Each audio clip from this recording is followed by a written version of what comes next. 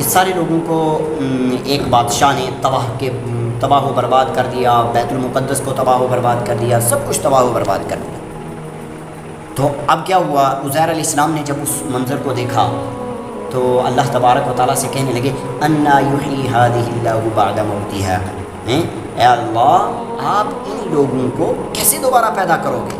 ان کے مردہ ہو جانے کے بعد، ان کے ختم ہو جانے کے بعد آپ ان کو کیسے پیدا کرو گے؟ تو اللہ تبارک و تعالیٰ نے عزیر علیہ السلام کو پتہ کیا کیا، فَأَمَاتَهُ اللَّهُ مِئَةَ عَامٍ ثُمَّ بَعَثَ، 100 سال تک اللہ تبارک و تعالیٰ نے ان کی روح کو قبض کر دیا۔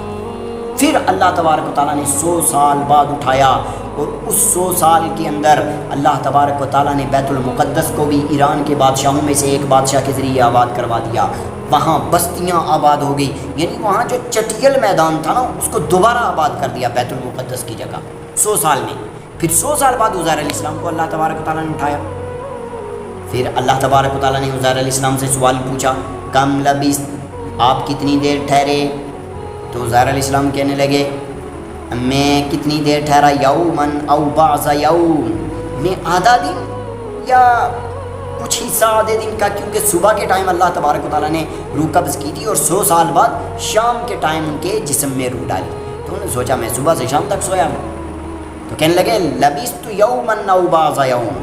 اس وقت اللہ تبارک و تعالیٰ نے فرمایا کہ بل لبثت مئۃ عام، آپ یہاں پر 100 سال تک رہے ہو، 100 سال تک سوئے ہو، 100 سال تک آپ کی روح قبض کی گئی ہے۔ اس وقت اللہ تبارک و تعالیٰ نے ایک چیز کی یاد دلائی کہ قبضہ قدرت اللہ کا چلتا ہے، طاقت اللہ کی چلتی ہے، جو چیز جلدی ختم ہوتی ہے وہ اللہ تبارک و تعالیٰ اس کو زندہ رکھنا چاہیں، برقرار رکھنا چاہیں، کوئی طاقت نہیں کہ اس کو چھین سکے۔ اس لیے ہماری زبان میں بڑا ایک پیارا جملہ بولتے ہیں، جس کو خدا رکھے اس کو کون چکھے۔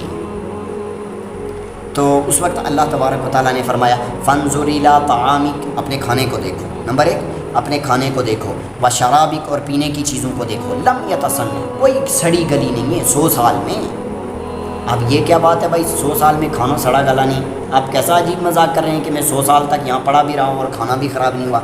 اس وقت اللہ تبارک و تعالیٰ نے فرمایا انظر الی حمارک، اپنے جو سواری تھی نا آپ کے پاس، جو گدھا تھا اس کو بھی دیکھو، اس گدھے کو دیکھو، اور گدھے کی حالت یہ ہو چکی تھی کہ وہ مر گیا، اس کے گوشت ختم ہو گیا اور ہڈیوں کا جو کنکال ہے وہ نظر آ رہا تھا۔ وَلِنَجْعَلَكَ آیَةً لِلنَّاسِ وَانظُرْ إِلَى الْعِظَامِ كَيْفَ نُنشِزُهَا لَحْمًا۔ اس وقت اللہ تبارک و تعالیٰ نے ان کے سامنے، عزیر علیہ السلام کے سامنے، اس کے اوپر گوشت چڑھایا، گدھے کے اوپر، ہڈیوں کے اوپر، اس کے اندر جان ڈالی، وہ دوبارہ کھڑا کیا اس کو۔